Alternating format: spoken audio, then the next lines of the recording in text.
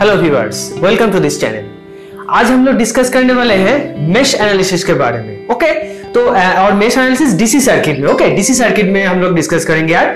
इसके बाद हम लोग एसी सर्किट भी कंसीडर करेंगे, राइट। सो ये मेश क्या है ये हम लोग जानेंगे, और ये मेश एनालिसिस के थ्रू हम लोग एक सर्किट का प्रॉब्लम कैसे सॉल्व कर सकते हैं वो भी हम लोग आज देखेंगे। Okay, so without wasting any time let's get started.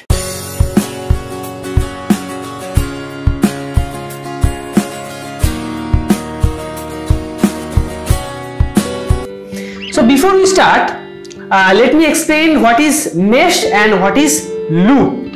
Okay, circuit में दो चीज होता है, और भी चीज होता है, पर यहाँ पे मेश है। मेश के साथ और एक चीज रिलेटेड होता है, वो है लूप। ओके, सो आओ देख लेते हैं कि लूप और मेश क्या है।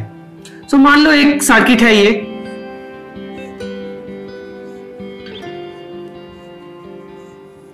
एक सिंपल सा डीसी सर्किट।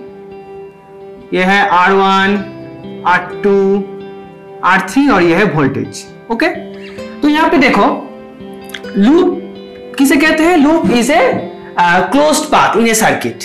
जिस क्लोज पाथ में कोई भी ब्रांच और कोई भी नोड दूसरे बार हम लोग कंसीडर नहीं करेंगे। मतलब लूप क्या है, देखो यहां पे ये एक लूप है। ओके, ये अंदर का एक लूप है और ये दूसरा लूप है। समझ में आया? तो लूप कितना है यहां पे? 3 लूप है।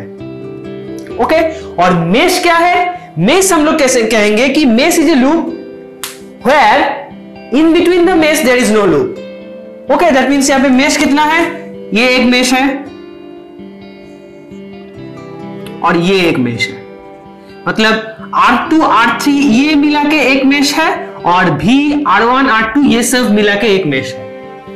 समझ में आया? तो मेश और लूप के बीच में डिफरेंस क्या है? हम लोग मेश एनालिसिस करेंगे। मतलब एक सबसे छोटा जो लूप है जिसके अंदर और कोई लूप नहीं है, वो हम लोग कंसीडर करेंगे।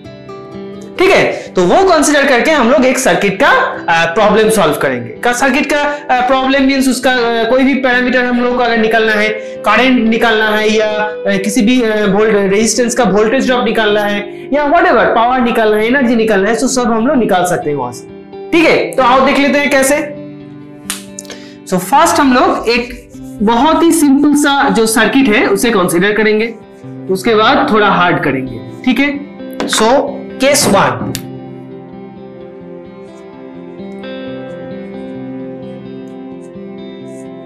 केस 1। ओके, केस 1 में देखो क्या सर्किट है। Okay, it is a voltage source, battery, R1, R2 और ये है वोल्टेज सोर्स। ओके, हम लोग को मान लो कि निकालना है ये करंट कितना है। ठीक है, यहां पे वोल्टेज पता है, रेजिस्टेंस पता है, और करंट हम लोग को नहीं पता है, तो करंट निकालना है। तो हम लोग क्या करेंगे, देखो ये सर्किट मेश एनालिसिस के थ्रू सर्किट सॉल्व करने के लिए हम लोग यहां पे केवीएल अप्लाई करेंगे। KVL means Kirchhoff's voltage law. Okay, so KVL apply करने से पहले एक कन्वेंशन है। ठीक है, वो कन्वेंशन को अच्छी तरह से याद रखो। अगर if current is flowing from negative to positive, then we will take positive sign. If current is flowing from positive to negative, then we will take negative sign. Clear? ये हमारा assumption है। तुम किसी और एजम्पशन भी ले सकते हो। मतलब मान लो कि नेगेटिव से पॉजिटिव अगर हुआ करंट का डायरेक्शन, तो हम लोग नेगेटिव भी ले सकते हैं। पर जो एजम्पशन जो हम लोग कंसीडर करेंगे वो through out the problem same रहना चाहिए। ये बहुत ही इंपॉर्टेंट चीज है, थ्रू आउट द प्रॉब्लम वो सेम रहना चाहिए। ठीक है, इसलिए एक कन्वेंशन जो है उसको याद रखो, उसको मेमोराइज करो और उसको लेके प्रॉब्लम सॉल्व करो। ठीक है, तो माइनस से प्लस तक अगर जाएंगे तो पॉजिटिव साइन, और प्लस से माइनस तक जाएंगे तो नेगेटिव साइन। क्लियर? ये हो गया ये assumption, इसको अच्छी तरह से याद रखो। ओके, नेक्स्ट हम लोग क्या करेंगे, ये सर्किट में कितना मेश है वो हम लोगों को पहले आइडेंटिफाई करना है। तो कितना मेश है, देखो एक मेश है, एक ही मेश है, राइट। तो हम लोग ये मेश में करंट का डायरेक्शन कंसीडर कर लेंगे। It may be clockwise, it may be anti clockwise, it's totally depend on you, okay, totally depend on us कि हम लोग किस डायरेक्शन में कंसीडर करते हैं ये करंट का डायरेक्शन, राइट। तो मान लो कि मैं कंसीडर कर रहा हूं clockwise direction, that means let this is I, clear. Now ये जो assumption है ये इस assumed current से रिलेटेड है। क्यों रिलेटेड है? क्योंकि ये assumed current अगर माइनस से पॉजिटिव तक गया तो पॉजिटिव साइन, और अगर ये पॉजिटिव से नेगेटिव तक गया तो नेगेटिव साइन, ओके। तो ये देखो कैसे होता है। फिर से हम लोग क्या करेंगे कि हर एक ब्रांच को कंसीडर करेंगे, ठीक है। हर एक ब्रांच मतलब क्या है, इस ब्रांच को कंसीडर करेंगे। देखो ये assumed current इस ब्रांच में अपवर्ड डायरेक्शन जा रहा है, okay. Upward direction means negative to positive जा रहा है, क्लियर। अपवर्ड डायरेक्शन मींस नीचे नेगेटिव है, ऊपर पॉजिटिव है, सो नेगेटिव से पॉजिटिव तक जा रहा है, तो नेगेटिव से positive means positive sign, right. और यहां पे देखो ये जो रेजिस्टेंस है, रेजिस्टेंस के थ्रू किस तरफ करंट फ्लो हो रहा है, from left to right, okay. So हम लोग जानते हैं कि रेजिस्टेंस में हायर पोटेंशियल से लोअर पोटेंशियल की ओर करंट फ्लो होता है, दैट मींस ये है हायर पोटेंशियल पॉजिटिव और ये है lower potential negative, right. So for this branch similarly current is flowing downwards, that means upper side is positive and lower side is negative, okay. अब हम लोग क्या करेंगे, केवीएल अप्लाई करेंगे। तो केवीएल हम लोगों को क्या सिखाता है कि KVL means over A close mesh all the voltage drops is equals to 0, okay, all the voltage drops and the EMF, summation of all the voltage drops and the EMF is equals to 0, clear। that means ये branch में कितना voltage है V, ये branch में कितना voltage है, voltage drop क्या है I into R1, ये ब्रांच में कितना वोल्टेज ड्रॉप है I into R2, तो इसके सभी का समेशन हम लोग क्या लेंगे 0, ओके। तो कैसे लिखते हैं, देखो for this branch current is flowing from negative to positive, so sign क्या होगा, positive sign, right, positive sign, okay, plus V, clear। next for R1 में देखो करंट, ये assumed current, always remember ये assumed current किस direction में flow हो रहा है, is it plus two minus और is it minus two plus, ये हम लोग को कंसीडर करना है, ठीक है। तो यहाँ पे किस तरह फ्लो हो रहा है, positive to negative, that means negative sign होगा। यहाँ पे वोल्टेज ड्रॉप कितना है IR1, okay. Next for R2 क्या होगा, फिर से नेगेटिव साइन, वोल्टेज ड्रॉप कितना है I into R2 equals to 0, okay. ये सभी का समेशन, ये अगर प्लस लिखते हैं तो माइनस और प्लस माइनस हो जाएगा, तो इसलिए हम लोगों ने सिर्फ माइनस लिखा, ठीक है। तो ये सभी का समेशन इक्वल्स टू 0, ओके। ये इक्वेशन हम लोग को मिल गया। देखो ये इक्वेशन में हर एक चीज हम लोग को नोन है, V R1 R2, only unknown क्या है I, तो इजीली हम लोग निकाल सकते हैं। कैसे निकालते हैं, देखो हम लोग लिख सकते हैं V इक्वल्स टू, अगर इक्वल के उस तरफ ले जाए तो IR1 plus IR2, okay. V equals to I common लेके R1 plus R2, so I equals to V by R1 plus R2, clear हो गया। तो ये है I का इक्वेशन। अब मैंने कहा था कि ये जो करंट का डायरेक्शन है ये हम लोग किसी भी एंगल में किसी भी डायरेक्शन में ले सकते हैं। इट इज क्लॉकवाइज भी ले सकते हैं, एंटी क्लॉकवाइज भी ले सकते हैं, ठीक है। तो ये क्लॉकवाइज हो गया। अब एंटी क्लॉकवाइज लेके देखते हैं क्या क्या होता है। सेम सर्किट हम लोग लेंगे,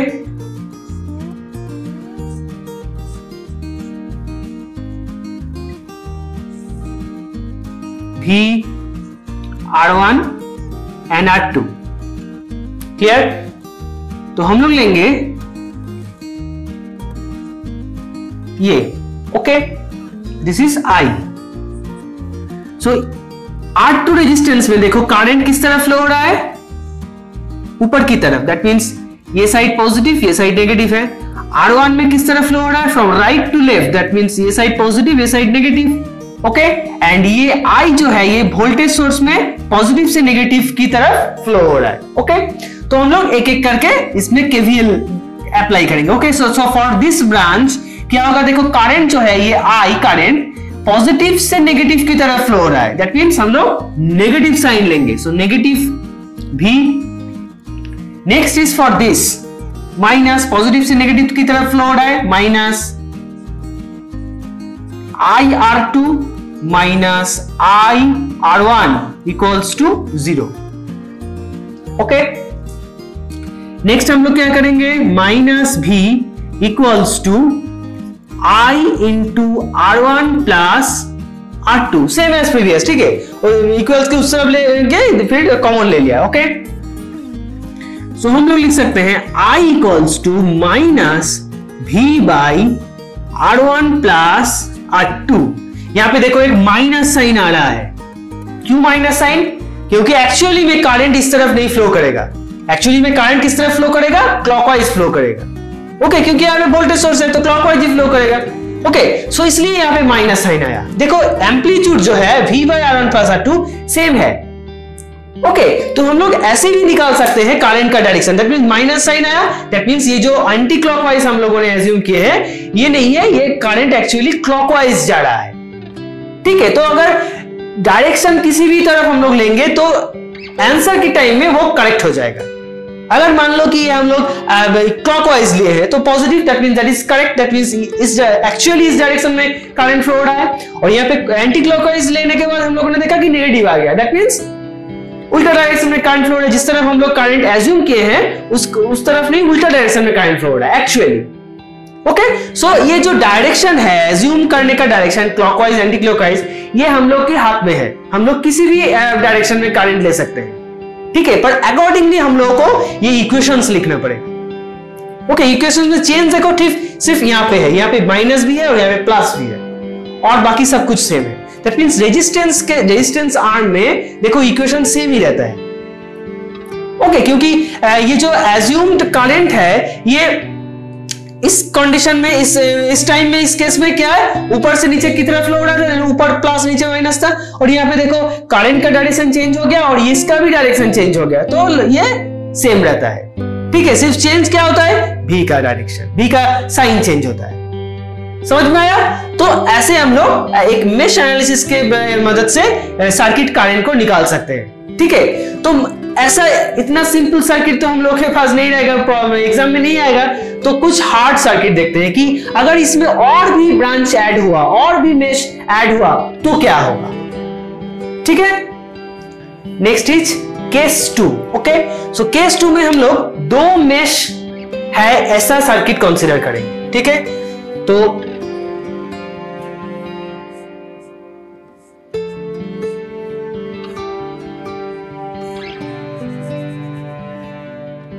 इतना तक तो पिछले वाला सर्किट था। Okay, R1 R2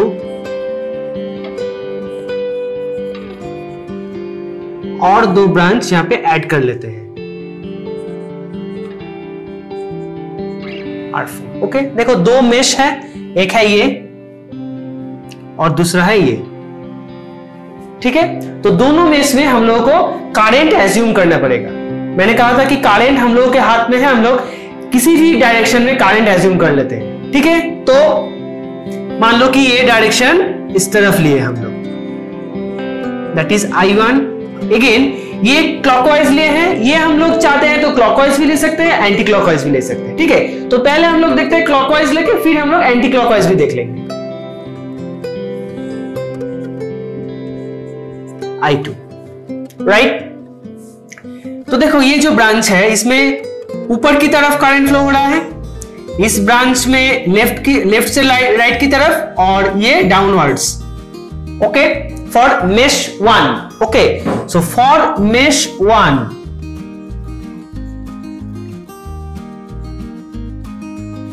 4 for mesh 1। For mesh 1 क्या हो रहा है, ये ऊपर की तरफ, ये लेफ्ट से राइट की तरफ और ये डाउनवर्ड्स। ओके, तो हम लोग यहां पे अगर केसीएल अप्लाई करेंगे तो क्या आएगा, देखो ये तो सेम रहेगा, पिछले बार में हम लोग देखे हैं, प्लस वी प्लस नहीं लिखे हैं, I1 R1 minus I1 R2, और कोई ब्रांच है नहीं, ये V हो गया, R1 हो गया, R2 हो गया, इक्वल्स टू 0।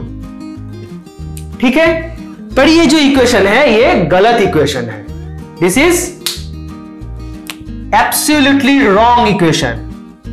ये मैंने इसलिए इंटेंशनली लिखे हैं क्योंकि यही भूल हर एक स्टूडेंट करता है, यही भूल। तो इसको अच्छी तरह से देखो, गलत चीज को अच्छी तरह से देखो, फिर सही चीज को आइडेंटिफाई करो। ठीक है, तो ये रॉन्ग है, टोटली रॉन्ग है। क्यों रॉन्ग है, अब देखो, ये जो ब्रांच है इसके लिए तो ठीक है, ये हो गया। ये जो ब्रांच है देखो, R1 वाला, R1 इसमें पॉजिटिव, इसमें नेगेटिव, ये हम लोग और नहीं लिख रहे हैं कि जानते हैं ये पॉजिटिव और नेगेटिव ही होगा। ठीक है, तो फॉर जब हम लोग मेश 1 कंसीडर कर रहे हैं तब ये पॉजिटिव और नेगेटिव होगा। ठीक है, हो गया। तो R1 में देखो कितना, how much current is flowing, only I1, और कोई करंट है R1 में नहीं। R2 में देखो नीचे की तरफ कौन फ्लो रहा है, I1, और ये दूसरा करंट है I2, वो किस तरफ फ्लो हो रहा है, ऊपर की तरफ, है कि नहीं। तो रिजल्टेंट करंट कितना फ्लो हो रहा है R1 R2 के थ्रू, देखो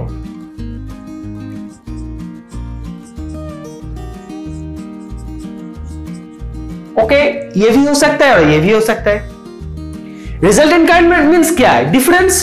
सो I1 माइनस I2 और I2 माइनस I1। अब कहोगे कि जो बड़ा है उससे छोटे को हम लोग अगर सब्सट्रैक्ट करेंगे तो आ जाएगा, नहीं, ऐसा नहीं है। क्या है फिर, हम लोग कौन सा करंट लेंगे, दिस वन, और ये हम लोग नहीं लेंगे।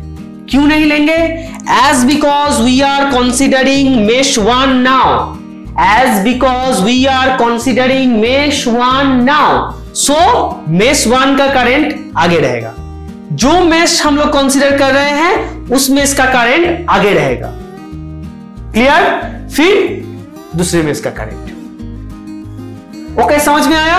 तो फिर ये जो इक्वेशन है, ये जो करेक्ट इक्वेशन है, ये हम लोग को कैसे लिखना है, देखो V minus I1 R1 minus current जो है वो हम लोग पॉजिटिव से नेगेटिव की तरफ ही फ्लो हो रहा है। ठीक है, तो माइनस ही होगा, क्योंकि ये जो सेकंड मेश का करंट है ये हम लोग यहाँ पे डोमिनेट करने नहीं देंगे। ठीक है, ये डोमिनेट कर रहा है, मेश 1 कंसीडर कर रहे हैं, इसलिए मेश 1 का करंट डोमिनेट करेगा। ठीक है, तो मेश 1 का करंट किस तरफ है, downwards, so this is positive and this is negative, so minus होगा। ठीक है,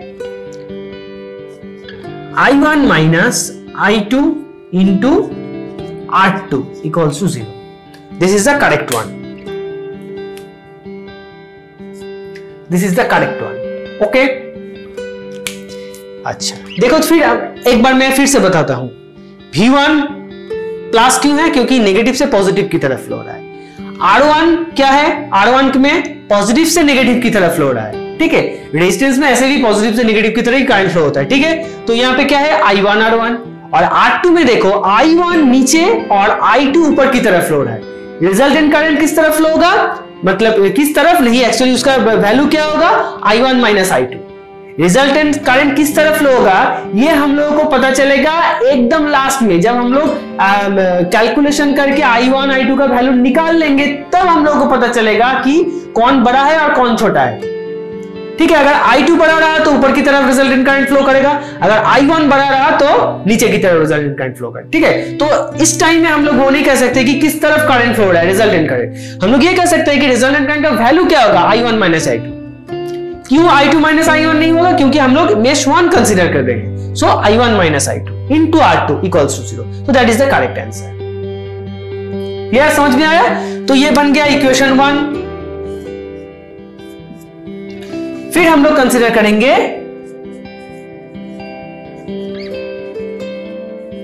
mesh 2।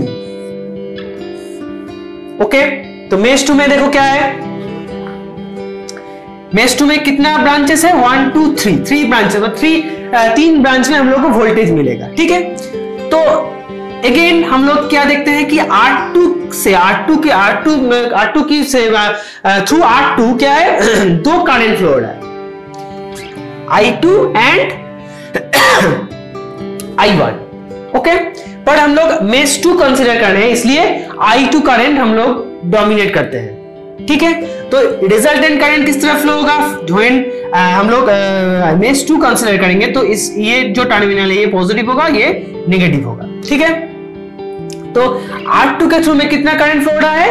I2 minus I1, then I2 minus I1 होगा। ठीक है, जब हम लोग मेष 2 कंसीडर कर रहे हैं तो थ्रू R2 कौन करंट, कितना करंट फ्लो हो रहा है? I1 minus I2 and I2 minus I1, और तो ये रॉन्ग है और ये करेक्ट है। हम लोग I2 माइनस I1 करंट को कंसीडर करेंगे। ठीक है, तो इक्वेशन कैसा रहेगा? देखो, minus I2 minus I1 into R2। Okay, ये जो है R3, देखो ये पॉजिटिव और ये नेगेटिव है और करंट इस तरफ फ्लो हो रहा है, so minus I2 into R3।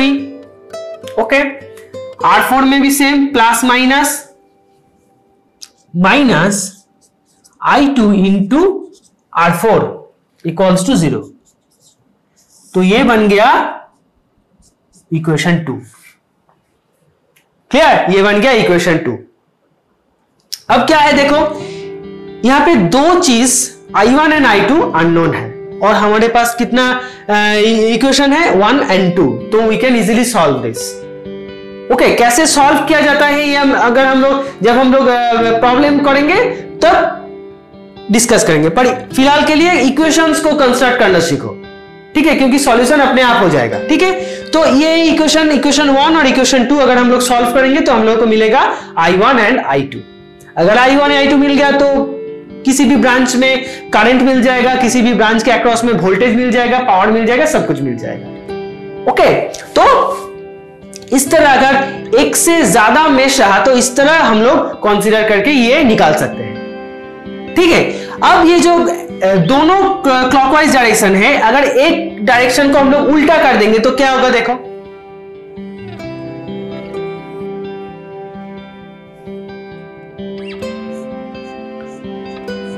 Same circuit consider करते हैं।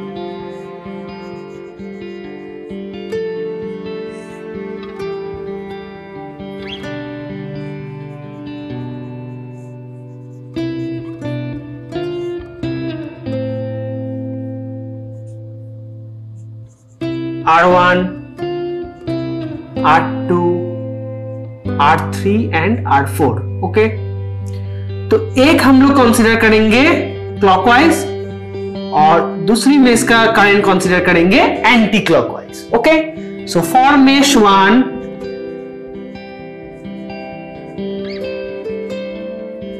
हम लोग क्या लिख सकते हैं? V minus I1 R1 minus, यहां पे देखो एक चीज, R2 के थ्रू R2 2 करंट फ्लो हो रहा है, I1 एंड I2।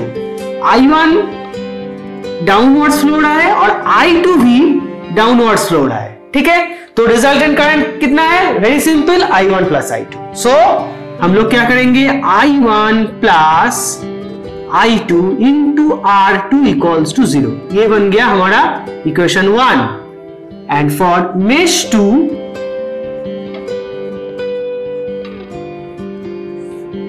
क्या है? देखो सेम I1 और I2 जो है वो सेम डायरेक्शन में फ्लो हो रहा है, so minus I1 plus I2 into R2 minus I2 into R3 minus I2 into R4 equal to 0।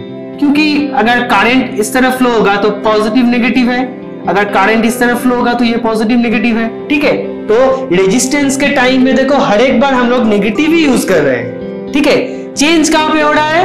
Voltage में। ठीक है, तो ये बन गया इक्वेशन नंबर 2। Okay, clear? अगर ये दो इक्वेशन को सॉल्व करते हैं तो क्या आएगा? I1 I2 का वैल्यू आएगा।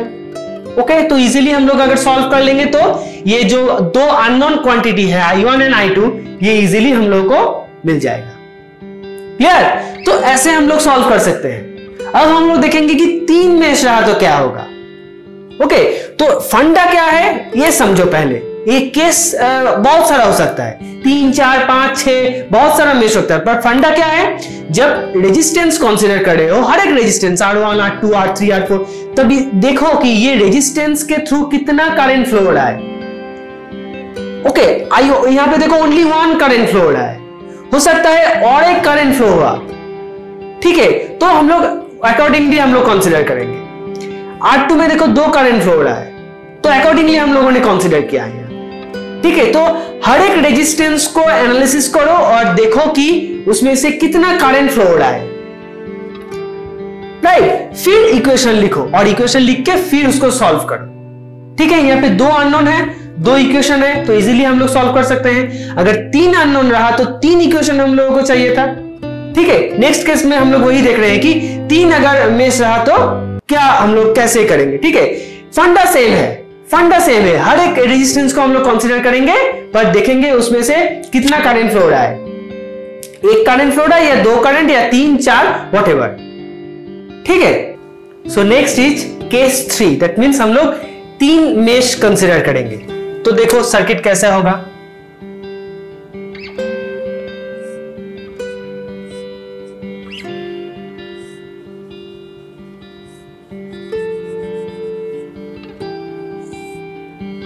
यह है केस 1 का सर्किट, ये बन गया केस 2 का सर्किट, और ये यहां से अगर एक ब्रांच ऐड कर देते हैं तो क्या है, बन गया केस 3 का सर्किट। ओके, यह है भी R1, R2, R3, R4 and R5। Okay, देखो यहां पे कितना मेष है, ये एक मेष है, ये एक मेष है, और ये जो है पूरा ये एक मेष है। ठीक है, तो हर एक मेष में हम लोग करंट की डायरेक्शन को कंसीडर करते हैं। I1, I2,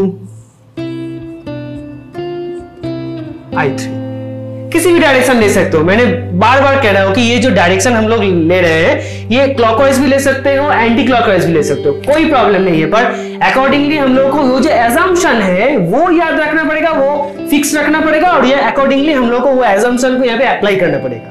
क्योंकि ये करंट की डायरेक्शन अगर चेंज हो जाए, मतलब कि ये करंट डायरेक्शन इस तरफ लेंगे तो ये क्या होगा, माइनस भी हो जाएगा। तो ये हम लोग को याद रखना है। ठीक है, फंडा को याद रखो, और यहाँ पे 3 क्यों नहीं, ये 4, 5, 6, 7 बहुत सारा मेष हो सकता है। ओके, सो फॉर मेष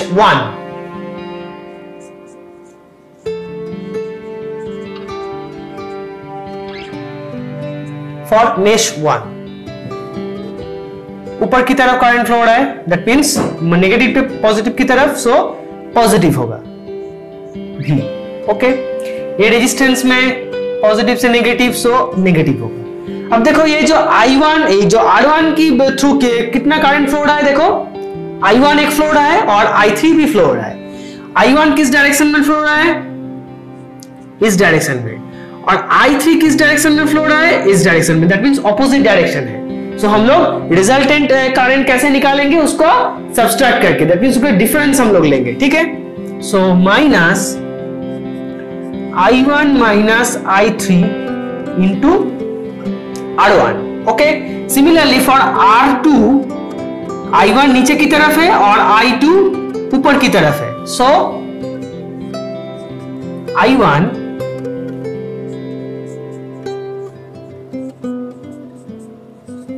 minus I2 into R2 equals to 0 हो गया। तो ये मेष 1 जो है ये कंप्लीट हो गया है। This is our equation number 1 for mesh 2। ठीक है, फॉर मेष 2 के लिए देखो क्या है, मेष 2 दैट मींस R2 के थ्रू कितना करंट फ्लो रहा है, I2 and I1। Okay, I2 ऊपर की तरफ, I1 नीचे की तरफ, तो क्या होगा, minus I2 minus I1 into R2। Okay, similarly R3 के थ्रू कितना कौन सा करंट फ्लो रहा है? I2 ये इस डायरेक्शन में और I3 इस डायरेक्शन, दैट मींस ऑपोजिट। सो क्या होगा? I2 minus I3 into R3। Okay, और R4 के थ्रू कितना करंट फ्लो है? Only I2, so minus equals to 0। ये बन गया दूसरा इक्वेशन। ठीक है, तीसरा इक्वेशन कैसा होगा? फॉर मेश 3, मेश 3 मतलब ये देखो, R1 के थ्रू I3 इस तरफ फ्लो हो रहा है और I1 उस तरफ फ्लो हो रहा है। ठीक है, that means opposite direction. So minus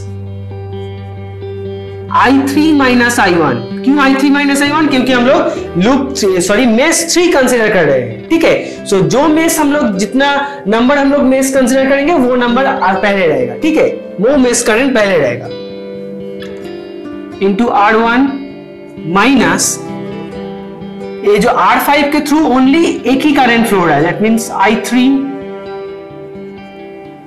R5, और ये R3 के थ्रू देखो दो करंट फ्लो रहा है, I2 and I3।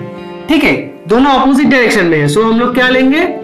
I3 minus I2 into R3 equals to 0। ठीक है, तो ये हो गया इक्वेशन नंबर 3। अब देखो 3 अननोन है, I1 I2 I3, और 3 इक्वेशन है 1 2 एंड 3। अगर सॉल्व करोगे तो क्या आएगा? I1 I2 I3 का वैल्यू आएगा, तो हम लोगों को मिल गया अननोन क्वांटिटी का वैल्यू। ओके, तो ये सॉल्व कैसे करते हैं? देखो कर सकते हो कि यहाँ पे I1 का वैल्यू निकाल के यहाँ पे बिठा दो, तो यहाँ से I1 एलिमिनेट हो जाएगा, ओनली क्या रहेगा? I2 एंड I3 रहेगा। ठीक है, और ये I1 का वैल्यू यहाँ से निकाल के यहाँ बिठा दो तो I1 एलिमिनेट हो जाएगा, और वहां पुट करो तो वहां से भी I1 एलिमिनेट हो जाएगा। ठीक है, तो ये दो इक्वेशन बन जाएगा I2 I3। तो दोनों इक्वेशन को सॉल्व करो तो I2 I3 का वैल्यू आ जाएगा। I2 I3 का वैल्यू यहां पे बिठाओ तो क्या आएगा? I1 का वैल्यू आएगा। ठीक है, तो इस तरह से हम लोग सॉल्व कर सकते हैं। जब हम लोग प्रॉब्लम करेंगे, इस जो रियल वैल्यू लेके जब हम लोग प्रॉब्लम करेंगे तब अच्छी तरह से समझ में आएगा। पहले ये जो इक्वेशंस है ये कंस्ट्रक्ट करना सीखो। ठीक है, तो फंडा एक है कि वो जो एजम्पशन था, मैं फिर से लिख रहा हूं, वो जो एजम्पशन है -2 positive, that is positive sign, positive to negative, that is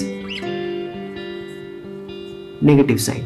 okay, that means हम लोग जो करंट एज्यूम कर रहे हैं वो एज्यूम्ड करंट किस तरह फ्लो हो रहा है, is it negative to positive और it is positive to negative, वो हम लोग को देखना पड़ेगा। फिर हम लोग लिख सकते हैं कि ये जो साइन है ये हम लोग लिख सकते हैं।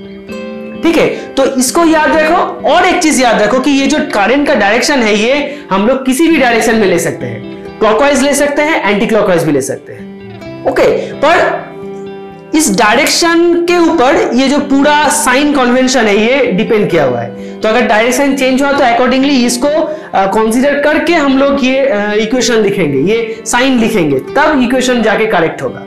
ठीक है, और एक बात याद रखो कि हर एक रेजिस्टेंस में कंसीडर करो, इंडिविजुअली रेजिस्टेंस को कंसीडर करो। ठीक है, वो रेजिस्टेंस के थ्रू कितना करंट फ्लो हो रहा है, एक करंट, दो करंट, तीन करंट, कितना करंट फ्लो हो रहा है। ठीक है, अगर फिर देखो कि वो मान लो कि दो करंट फ्लो हो रहा है, तो फिर देखो कि वो दो करंट का डायरेक्शन क्या है, दोनों करंट सेम डायरेक्शन में है या ऑपोजिट डायरेक्शन में है। अगर ऑपोजिट डायरेक्शन रहा तो हम लोग रिजल्टेंट करंट उसका डिफरेंस लेंगे। ठीक है, तो डिफरेंस हम लोग कैसे लेंगे? हम लोग मान लो कि लूप मेश 1 हम लोग कंसीडर कर रहे हैं, तो मेश 1 का करंट जो है वो पहले रहेगा, दैट मींस I1, अगर मान लो मेश 1 कंसीडर कर रहे हैं तो I1 पहले रहेगा, उसके बाद I2 रहेगा, माने I1 minus I2। Okay, difference हम लोग I2 माइनस I1 नहीं लेंगे, I1 माइनस I2 लेंगे। ठीक है, तो इस तरह से हम लोग इजीली एक सर्किट का प्रॉब्लम सॉल्व करते हैं using mesh analysis DC circuit में। ठीक है, तो नेक्स्ट क्लास में हम लोग देखेंगे कि एसी सर्किट क्या है, फिर ये मेश एनालिसिस कंप्लीट हो जाए तब हम लोग प्रॉब्लम करेंगे, एसी सर्किट का भी प्रॉब्लम करेंगे, डीसी सर्किट का भी प्रॉब्लम करेंगे। ठीक है, so that's it for today's video.